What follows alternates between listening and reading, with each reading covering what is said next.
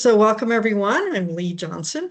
Um, I will be your guide through Paul this evening. And this is a fairly informal, so please feel free to interrupt with questions or comments. And if you are having trouble with your system, you can send a chat note and we'll take a look at those and I'll try to respond as they come up. So feel free to just, let's make this as helpful for you as possible.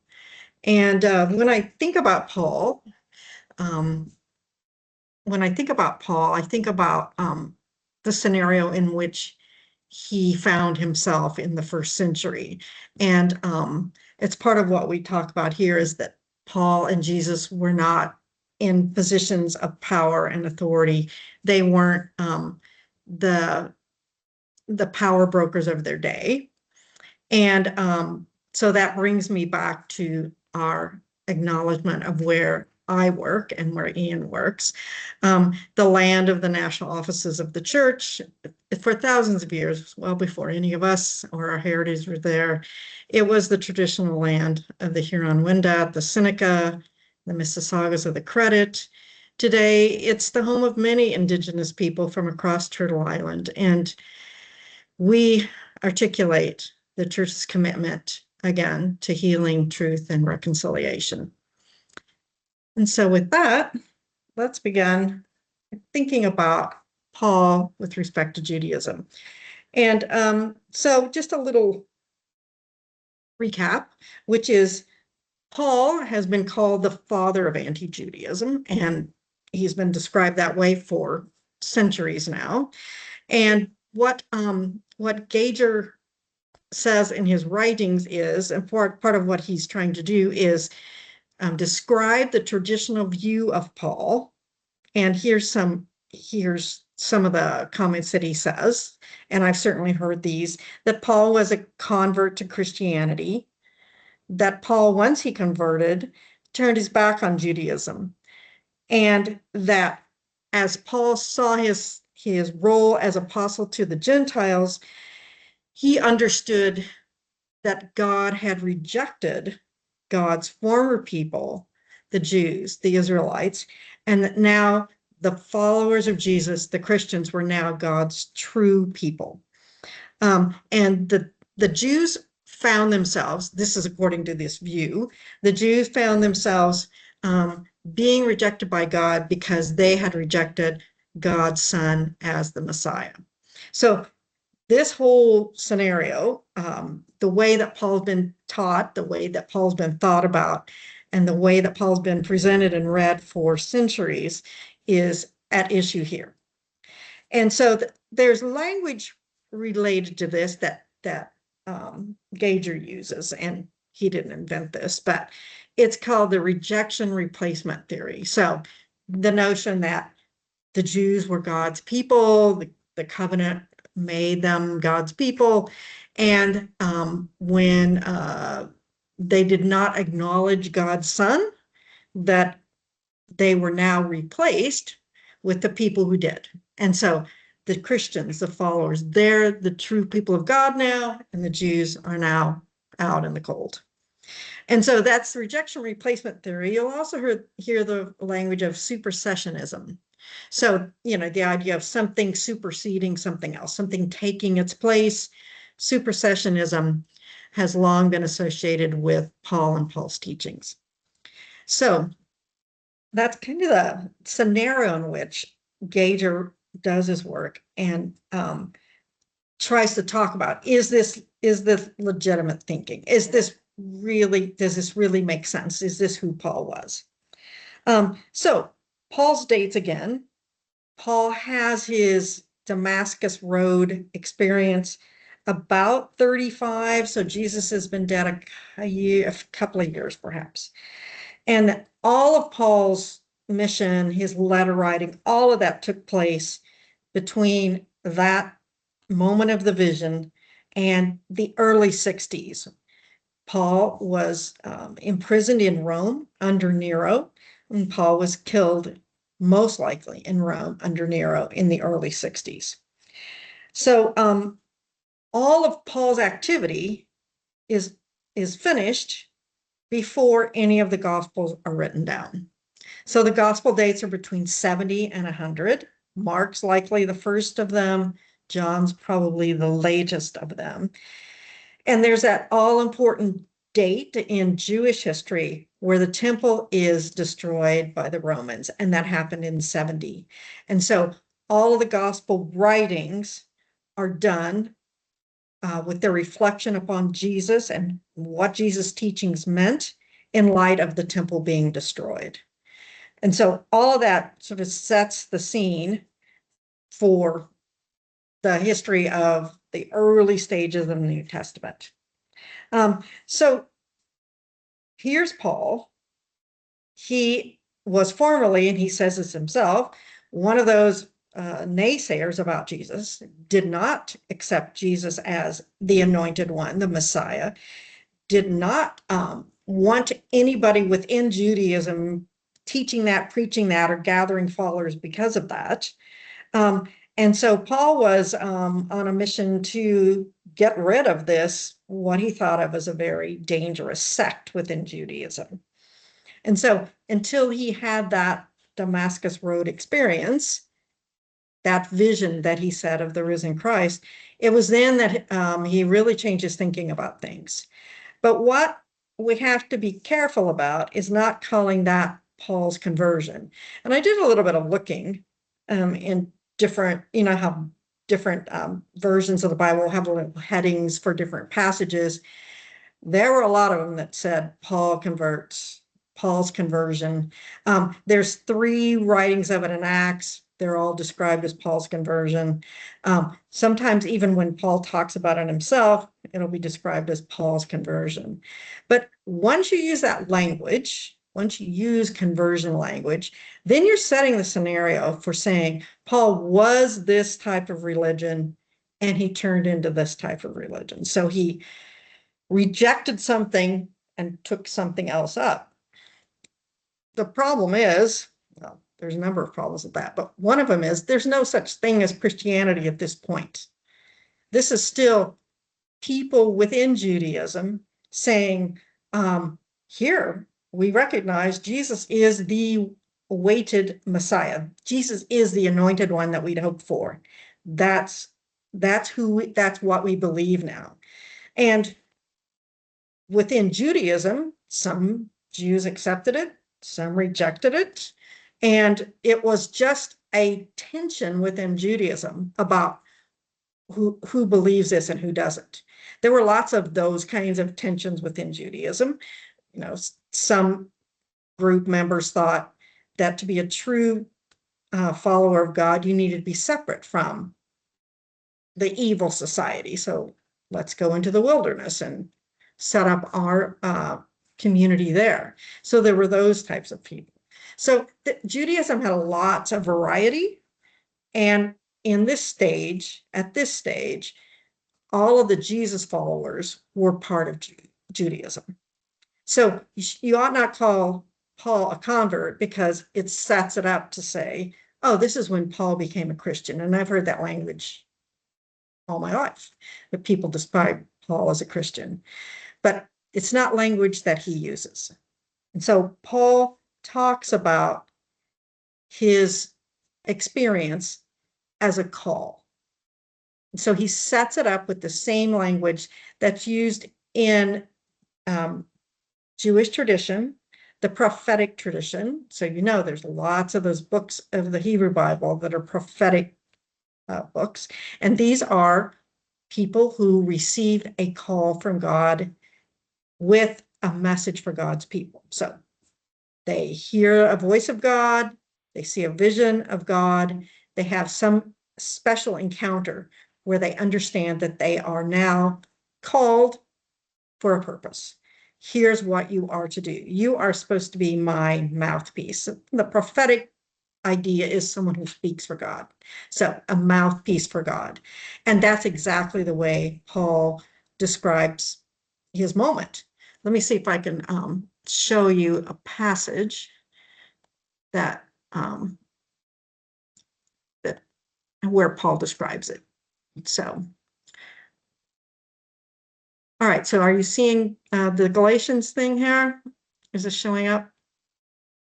Okay, so here is what Paul says in the opening to his letter to the Galatians. The one who'd set me apart before I was born and called me through his grace. So, and then it says, I'm supposed to proclaim him among the Gentiles. So Paul, the prophetic call, he now does the proclaiming. He's supposed to be God's mouthpiece. And then here's the beginning of 1 Corinthians, Paul called to be an apostle of Jesus Christ. So an apostle means one sent out. And so it's part, the way Paul sees it, it's part of the prophetic tradition. And here's the beginning of Romans. Here, Paul's a servant of Christ Jesus, called to be an apostle, set apart. And so it says he's going to, he's sent to go among the Gentiles. And so this is the way Paul consistently describes his work, describes how he understood what he was supposed to do.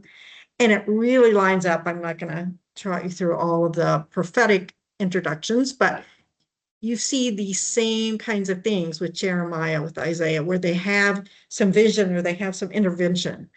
And a lot of times they're reluctant, you know, the people that get selected, they don't want to. I mean, Jonah, he didn't want to go. He took a little ride on a whale to avoid it. It didn't last. But that, you know, that sense of God selecting someone to speak for God to God's people, that's fully the life within which Paul lives here. This is the arena in which he sees his work. And then part of what we'll really pay attention to the next 2 weeks is where he says it consistently that he's called to the Gentiles, and he mentions it here, and he mentions it here, and he mentions it a bunch of other places.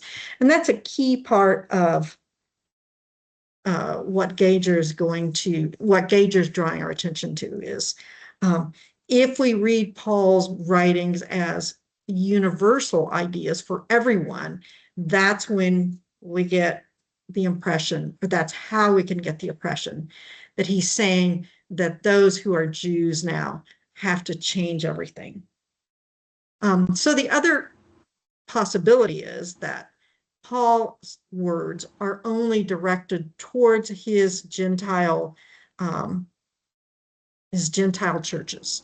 And so Paul has gathered together Gentiles, and these are the people to whom he feels called to bring the message of Jesus as Messiah. So Paul is ultimately killed by Rome, killed in Rome. He was imprisoned, apparently went on quite a lot of a journey of talking to Roman rulers and ends up in prison in Rome. But Rome had some questions about Jesus, this Jesus group. And we know some of this later. We don't see it. We don't have anything that survived right from Paul's day, but not too much into the 2nd century do we see Rome actually talking about these followers of Jesus. And so they see them, well, they're looking at them even in Paul's day and certainly in Jesus' day, because they killed him as well, that here's some things that look questionable about them. So first of all, and by the time Paul comes around, the leader of this Jesus group has been killed by Rome and crucified. And so crucifixion wasn't an efficient way to get rid of someone. You know, it took a long time. It took a lot of extra effort. And so they reserved crucifixion for what they thought were the people they really wanted to make an example of. They would have crucified people on the crosses while they were still alive, but on their way to death. They would have these crosses on the roads into the cities. and they would be hanging there as a warning, don't cross the authority of Rome. And so to have the leader of your group crucified that way already sets the whole group into a position of suspect as far as Rome goes. You can imagine also that Rome didn't like the sound of some of the things, some of the language that was used around these people. First, such talk as the kingdom. And so you see lots of, Jesus' parables, a lot of them talk about, here's how the kingdom of God, here's a way to think about the kingdom of God, or here's what the kingdom of God is like. All right, so Rome was tolerant of a lot of diversity, but they didn't like kingdom talk unless it had to do with their leadership. And so any kind of discussion like that, any kind of talk like that would catch their attention. And it sounds like it's related militarily. Now, that's not a surprise because Jesus' own followers thought it was probably a military thing and that they were going to be the ones to sit in the position of power when Jesus and all of his followers managed to throw off the shackles of Rome. So they certainly thought it. Kingdom sounds pretty political. But there were other words around it too. For instance, the word savior, the Greek word soter, savior, used around Jesus' work. And that was one of the titles that was given the emperor himself. And so there was either used by Jesus himself, although it's possible he shunned those things and others put those labels on him. But that kind of talk gets you into trouble with the authorities pretty quickly. And not only that, there were all these followers, lots of crowds, lots of throngs, people were interested. And the kind of people that were interested were particularly troublesome to the Roman authorities, because here you have slaves elevated. Most people saw slaves were not worth as much as other people. They were lesser, expendable things. And here you have this baptismal formula that Paul's gatherers are using, which says there's no longer slave or free. Now, Rome isn't going to like the sound of that either, because the one thing that Rome was very meticulous about was keeping tabs on, were people gathering, and were those gatherings a potential to plot an insurrection. So there's this evidence. It's such an interesting series of letters and correspondence that go from this one person who's leader of Judea directly to the emperor. And this is a little later than Paul's day, but it's right about this time. And the emperor of Rome had said, no more gatherings. You're not allowed to have these. They had these associations that would get together and they'd have a dinner, and they were mainly like guilds, we'd say, like the Plumbers Guild or something like that. That they were people who had these, they were the same socioeconomic class. They might have had the same kind of work. And these gatherings, a lot of times they would do stuff as a group that would benefit others. And so we have things like this now, like, well, I don't know if Canada has. Do they have things like Elks and Lions and those kind of clubs, those. So it's sort of like that. And these were back then. And one of the groups was a firefighter group. And so part of what they did, part of what they did for their service, obviously, was extinguish fires. And so one of these letters from the Judean region to the emperor was, I know we're not supposed to allow these gatherings, but can't we just go ahead and allow those firefighters to meet? And the answer was no.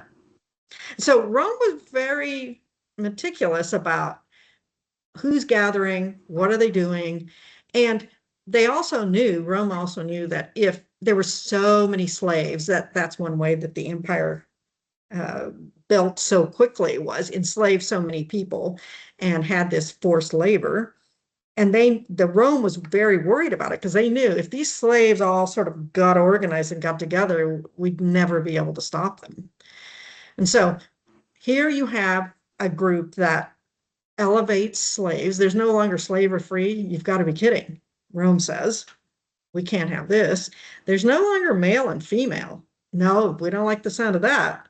We need women to create the next slaves, servants, builders of the empire. We need those people. So these kinds of teachings that elevated women, that said that slaves, were the same as anyone else, those kind of things really put the spotlight on these people, these gatherers, these communities.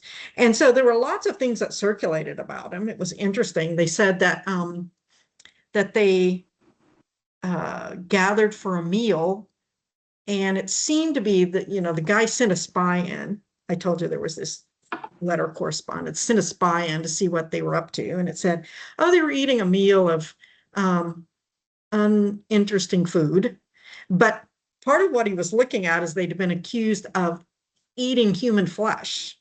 And so he said, they eating uninteresting food, and they seem to have these prayers to some sort of God, but they were curious that men and women gathered together, which wasn't typical. But this scenario in which Rome is starting to investigate who these people are, this is what begins to develop when people who say they're part of Judaism start to become separate from Judaism. But that all happens well after Paul's day.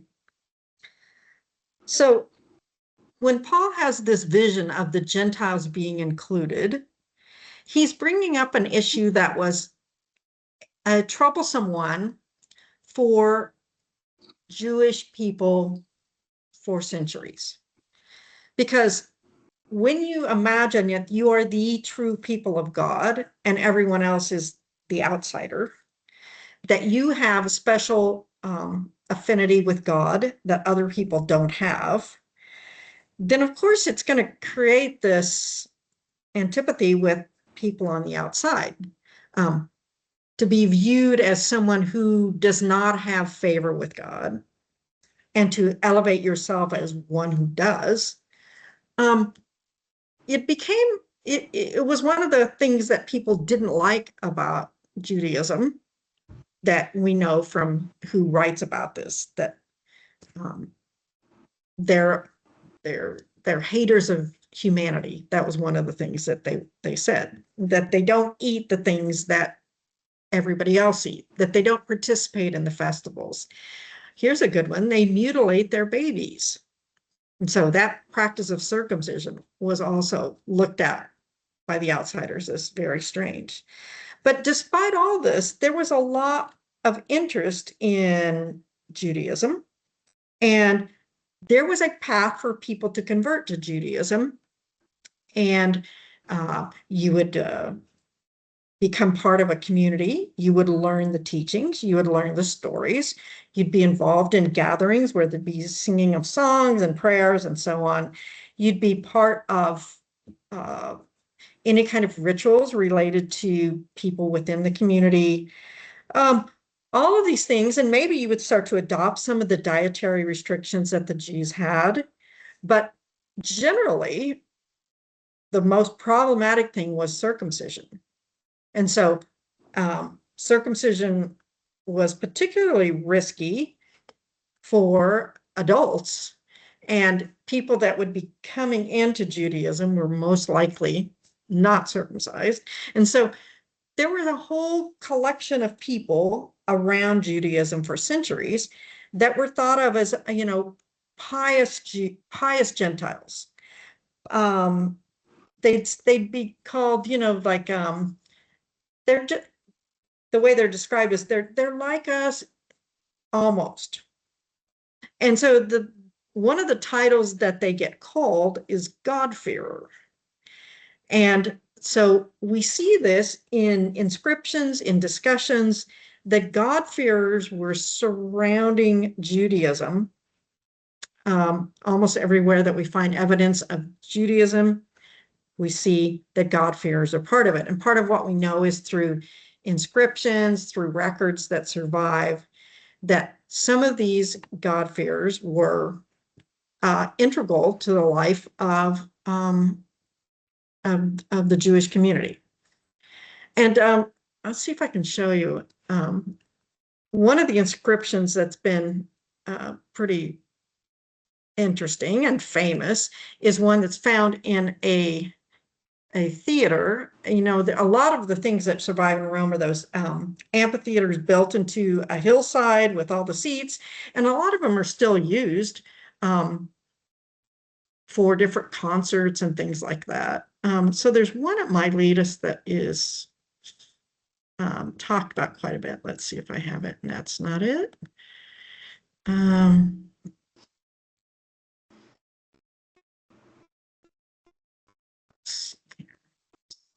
No, I don't think I have it.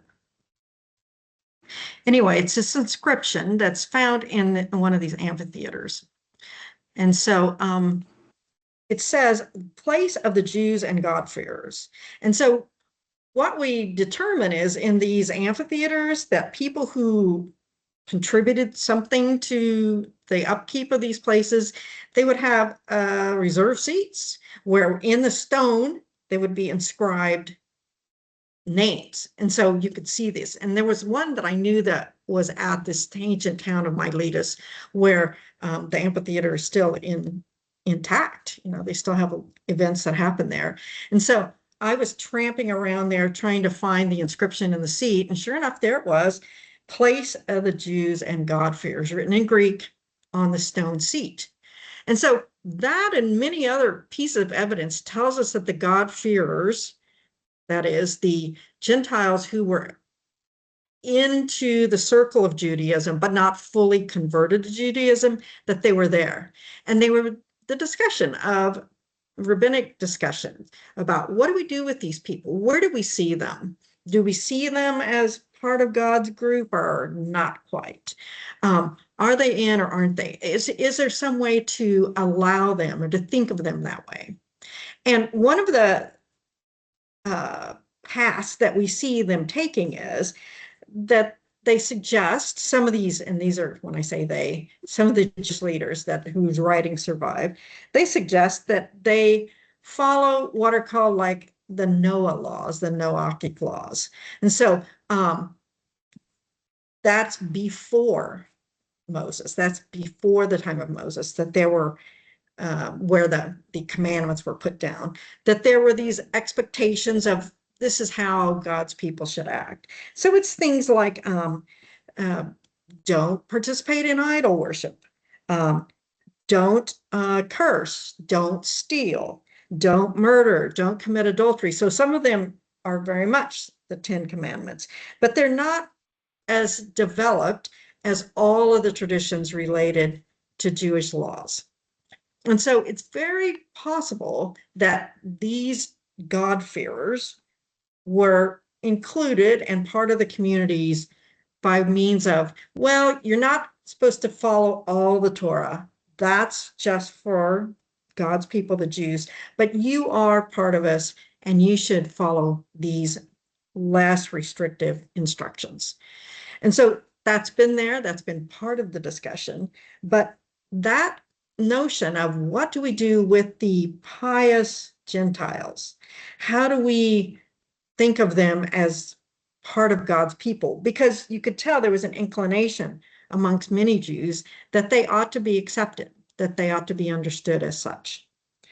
And that these God-fearers were following the expectations, maybe better than some of the people who were Jews themselves. So people have suggested that Paul's target audience might have been these people, the God-fearers. And so you can imagine Paul thinking this will appeal to them because they would know the stories, they would know the teachings, they would know the traditions They clearly were attracted to Judaism. And Paul's got, hey, do I have good news for you? You are now fully into the community of God by means of what Jesus has done and by means of baptism ritual, and that's it. And so people imagine, and not just the God-fearers would be to whom Paul directed his message, but certainly people with willing ears. Okay, so we got a question. Ian, can you read it?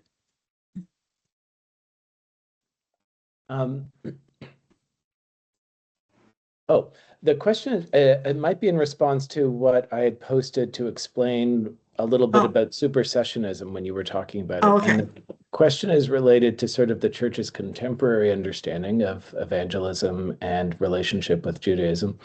And it is it that we expect the Jewish people to accept Jesus on their own accord sometime in the future? And the understanding is that we are all within different covenants of grace with God, and that these original covenants stand on their own. Mm. Well, and that's one of the, thank you. And that's certainly one of the things that is problematic with thinking that Paul imagines now Christians are God's people. Because in saying that, you have to say the covenant that God made is nullified. And so, in effect, you're saying God can say, yes, we've set up this covenant, this will be, forever. And then at some point, God says, no, I'm taking it back. And that's one of those things that I think is difficult for people to imagine Paul saying, because there's many things that he says that would not confirm that. And thanks for the question. Thanks for interjecting that. So Paul's audience imagine as the God-fearers, but other people as well. And Paul's message of any of you that think that you need to be circumcised, you don't. And in fact, he doesn't say, well, it's an option. If you want to, you can go ahead. He's very adamant that no, you should not. And that the law is not for the Gentiles. That circumcision is not for the Gentiles. And Paul's very, strong in his affirmation that these things should not be done.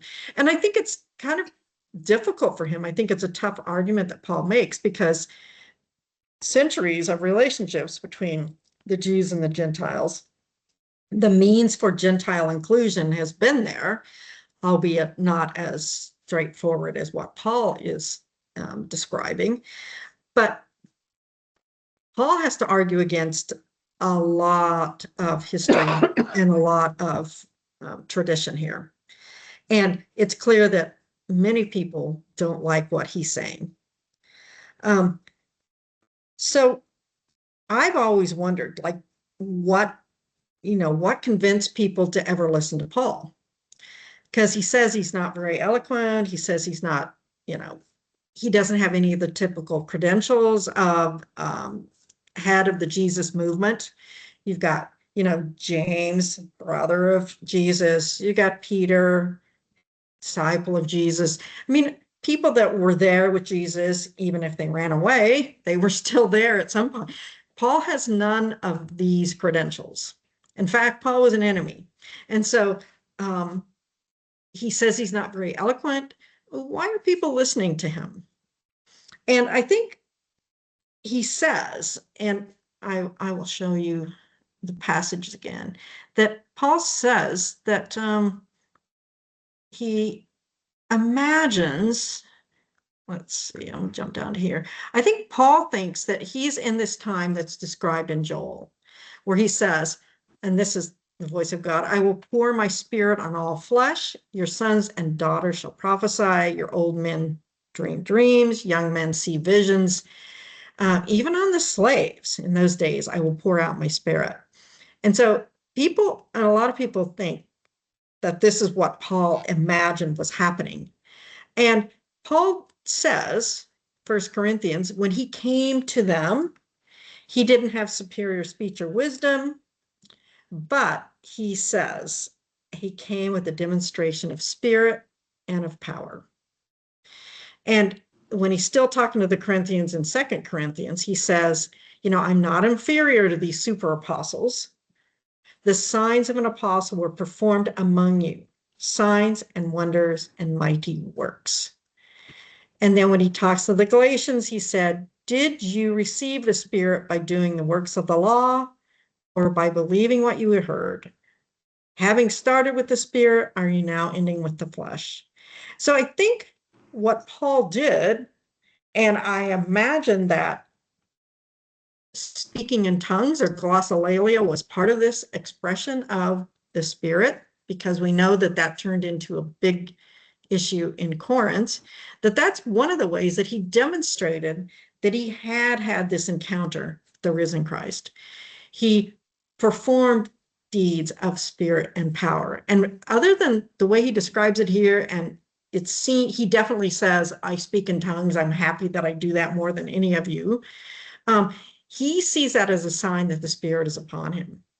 And it appears that it happens within the communities that he gathers together. So the Corinthians, some of them have this expression of the Spirit where it comes upon them. So I think this is part of Paul's appeal, part of what makes people think that he's a legitimate apostle, is that he has ways of expressing that the Spirit is upon him. And that idea of being God's mouthpiece as a prophet, part of what Paul backs that up with is his ability to speak in these different tongues. And so this is part of why I think people listen to him. But it also is one of those things that becomes a problem for Paul, because the Corinthians were quite enamored with it. And eventually he had to tell them, maybe you shouldn't do that as much as you do it anyway. Even though I do, you shouldn't. And so it's part of Paul's expression of his own authority and power. But it was a constant battle for Paul, because people were constantly denigrating his authority and saying, well, yeah, you heard this, but this is really the truth. And I have to think that the people that he told that were the God-fearers, that were, almost converted to Judaism, the old-fashioned way, that some of them, especially if any of them had undergone the risky surgery of circumcision, they probably were pretty adamant that no, this is what you have to do. And so Paul presenting this, this is great. This is really easy. You can see how people would find that a little tough to believe. And especially when people came after Paul, which it seemed like they always did. He was constantly worried about somebody coming behind him and, contradicting everything that he told these people. Somebody else who came that was more eloquent, somebody else who came that had better credentials than Paul, that was with Jesus, for them to say, no, here's what you have to do. The law is part of this. It's always been a part of this. Everyone needs to adhere to these traditions and to these rituals that we do. And so Paul had this tough sell of what he thought. And I can see why a lot of people didn't sign on to what Paul was saying. So Paul's dead, and then the era in which the Gospels are written are all in the era in which the temple has now been destroyed. And so, as I said last week, that really changed the face of Judaism and made a lot of people wonder if the fall of the temple was related to the death of Jesus. And so the gospel writers, these are communities of faith that believe that Jesus was the Messiah. And when they tell their story of Jesus, most of those different four gospels are trying to do it in a way to convince people that this is the right way to think. And part of what they do in convincing them is to say the Jews are wrong about some stuff, and here's the right way. And so, in essence, the Jews get turned into these antagonists in the story, probably built up in ways beyond the way that it really was, stronger than it really was. The antagonism with the Jews that didn't accept who Jesus was is there. The followers of Jesus are expecting, all right, here's the Messiah that we've waited for. How can you Jewish people not understand this? And the longer that it dragged on, that all the Jews weren't coming aboard with the idea of Jesus as Messiah, the more antagonistic the relationship got. And so the Gospels are written in the context of this very tense moment in time where you can kind of sense how tough the situation is. And one of Matthew's story, when Matthew starts Jesus' story, the first thing that Jesus does in Matthew publicly is goes up on a mountain and teaches about the law. And so Matthew is really highlighting these connections between Jesus and Moses, and Jesus teaches about the law and says, don't think I've come to destroy the law, but to fulfill it. And he says, Jesus quotes, you have heard it said, thou shalt not kill. But I say to you, you have heard it said, don't commit adultery. But I say to you. And so Jesus is the new Moses. And the way Matthew's community presents it, they put that front and center. This is the first thing that you hear. And so Matthew's clearly trying to persuade people that this is the awaited Messiah. This is the new Moses. This is the new bringer of the law. This isn't someone who's tearing down the law, but this is someone who's interpreting in ways that are more meaningful than what we've heard before. Matthew's community is really set out to put forth this image of Jesus. And John's community too, let me see if I can show you this. John's community has devotes a whole chapter, John 9, about this story about this man blind from birth. Now, if you read the story, you'll be surprised to see that the man blind from birth, we don't even have a name, is barely in the story at all, and it lasts the whole chapter. And Jesus isn't in the story very much either. It's all about the man being challenged by the Jewish leadership, and the Jewish leadership trying to figure out what to do about this guy. How did you get your sight? Who did this for you? Let's bring in the man's parents and ask them what they know about it. And it goes on for a long thing. And so it's all about this discussion about where did you get this? How did this happen? How are you blind? You're lying, aren't you? You've seen before. It goes on. And finally, at the end, the man is thrown out of the synagogue. The irony of the man who is blind, who would never be at the center of the synagogue because he had a physical malady, now is physically able to be at the center of things. And this is the point at which he gets thrown out. And on the outside is where he finds Jesus.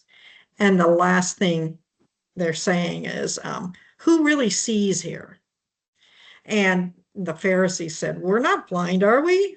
And if you were blind, you would not have sin. But now that you say we see, your sin remains. And this is how this is what this story is really about. The man getting his sight is like, it's a beside the point thing that happens. It's really about this tussle between, are you people, you learned people, not able to see who Jesus is? And so that palpable tension between the followers of Jesus and the Jewish leadership not accepting this is the moment in time that the Gospels are written. And in fact, Gager says that the book of Acts, which is really just a story of Peter and then a lot about Paul, is really a counter narrative to the Jewish idea against Jesus as Messiah. And so Acts really presents a church very much triumphant, presents Peter as kind of a figure that fades off, and Paul is the figure that comes front and center. Acts presents things this way. And it's written, that people would say, as kind of an apologetic for this movement. And so all of these writings that we have about Jesus that are well after Jesus' time, and certainly after Paul's time, they're written in the aftermath of the trauma of the fall of the temple. And because of that, they're imagining that the fall of the temple is intertwined with the rejection of Jesus as Messiah. And so writing their narratives in this way, and then that gets developed even further past the New Testament writings, turned into a real argument that God not only has rejected Jesus, that God has rejected the Jews, but that they're enemies, and it turns Judaism into an enemy of the people of God. So we have then, through the mid-2nd century, which is when Christianity really started to stand on its own, it was declared an outlaw religion. And so I told you that the Jews were an accepted religion by Rome. And because of that, they had certain stature.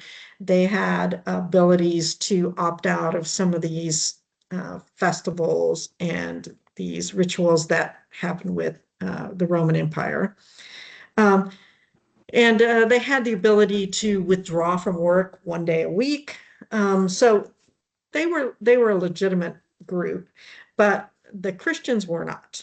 And so once they became independent, and like I said, that took a long time, they were being watched by Rome. They were considered, under some Roman rulers, they were considered illegitimate. They could be jailed for professing faith in this Jesus, for being part of this movement.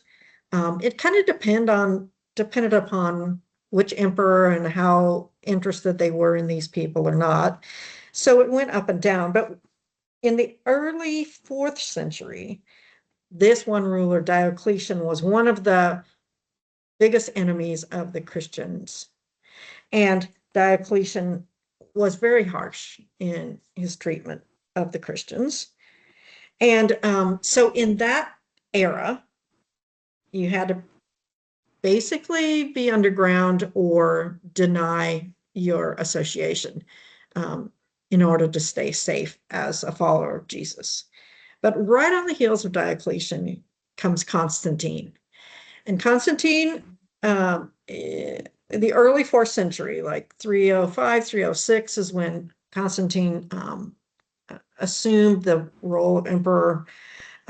Constantine's mother, we think, although some people think it happened the other way, but most people think Constantine's mother converted to Christianity and talked her son into being sympathetic, at least, towards the Christians.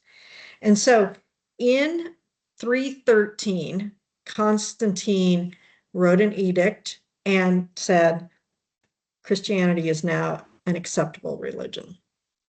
And by the end of Constantine's reign, Christianity was the most favored religion of Rome.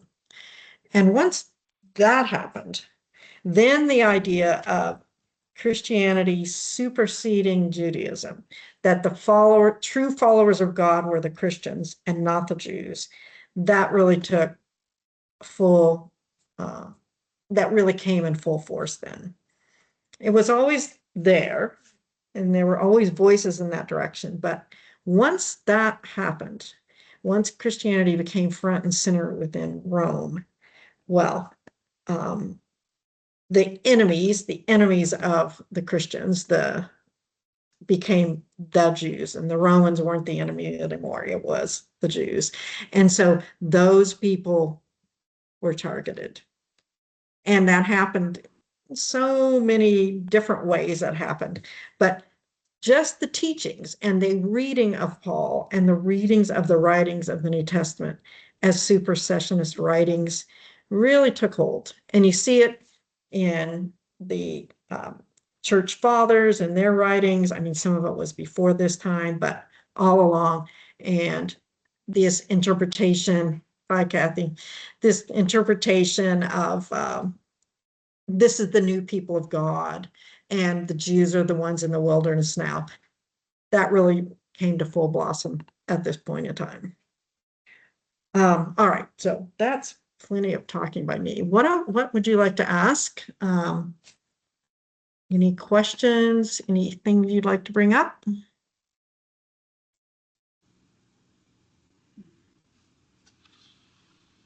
Did you say that the year 313 was the key there to that? Was it 313? There was an edict. It was called the Edict of Milan, I think, in which Constantine declared Christianity no longer an outlaw religion, was now an official religion of the empire. Yes, 313.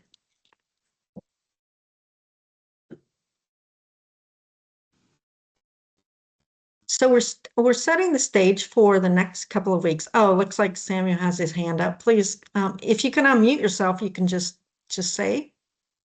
Yep.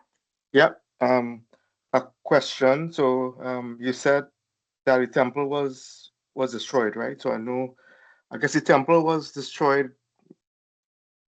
Yes. before. So is this the last time it was destroyed? Like, the temple, the last time it was destroyed. Yeah, there's been this is called the Second Temple. Then it was rebuilt, and then Herod in the early first century started a huge building project, and so it was really only complete just about at the time of Jesus' death, was the new rebuilding of the temple there. So it was fairly new once Rome decided, no, we're going to just we're going to raise it. And so once that happened, once the temple was destroyed, that was the center of sacrifice and debate about the law, and so many things happened at the temple. It was really the center of the life of the religion. Then the focus turned, because the temple wasn't rebuilt then, the focus turned to the synagogues, and the focus became more about the teachings, and the rabbis and the local leadership became more the focus of Judaism, and the practice happened that way.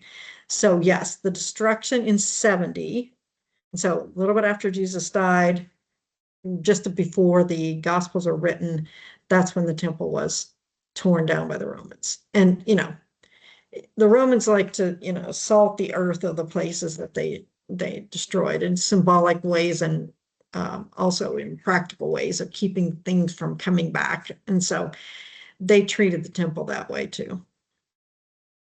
Was that when the Jews stopped doing the sacrifices? Yeah. Then, so they never did it after that?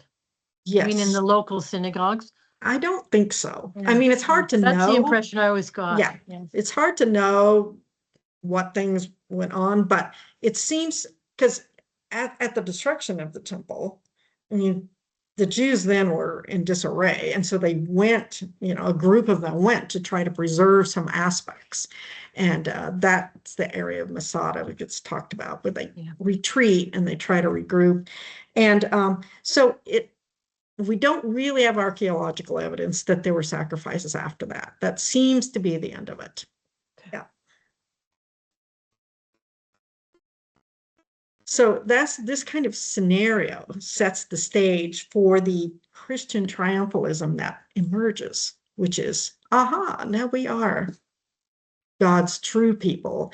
And you people that didn't get on board and didn't recognize it, now you are wallowing in your just desserts. And that kind of, I'm using that sort of language because that's the kind of thing you see in some of the writings about some of the Christian leadership, that very harsh language about you failed and God hates you now and God loves us now.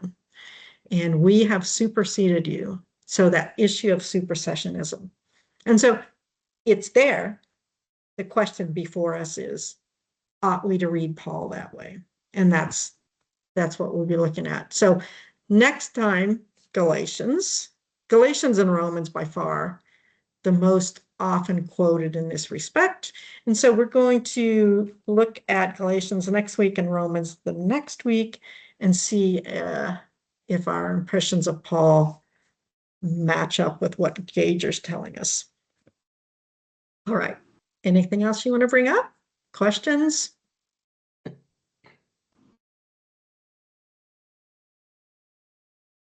Well, No, I just want to say this is really, really interesting. Thank you so much. oh, I've learned a lot. I'm glad you're enjoying it. It's Yeah. fun for me to talk about it. It's nice to see you. Yeah, and if you think of things, please send me a message. Send me during the week. That's fine. Yeah. Okay. Well, Lee, yes. I wondered, some people may be interested in the article or the writing that you wrote on the reforms that we're thinking about in the lectionary. I think that same document is in the worship page in the top right-hand corner that has a bit of a discussion about changes that were proposed in the common lectionary to include Hebrew Bible readings in the period after Christmas, when in the past or after Easter, when in the past there were no readings from the Hebrew Bibles, biblical books.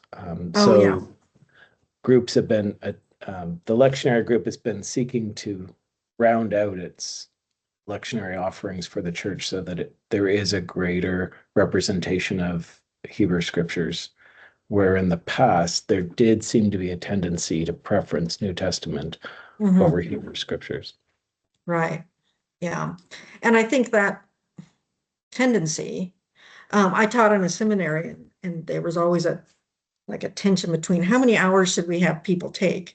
And somebody suggested that we didn't need a class both in Hebrew Bible and New Testament. Let's just let them pick one, or let's just make it New Testament. And I had to say, we can't do that. But that notion carries. And sometimes it just comes up in subtle little ways. But yeah, to see even now, Christianity is divorced from that, creates these problems that it's hard to foresee the depth of the problem that creates. I know Okay. I have a Yeah. copy of Amy Jill Levine's Jewish New Testament, and I Mhm. really love it. It's so fascinating, Yes. Yeah. She is a very interesting character and very knowledgeable. Yeah. Okay. Well, thanks so much for the evening. We'll see you in a week. Bye. Thank you.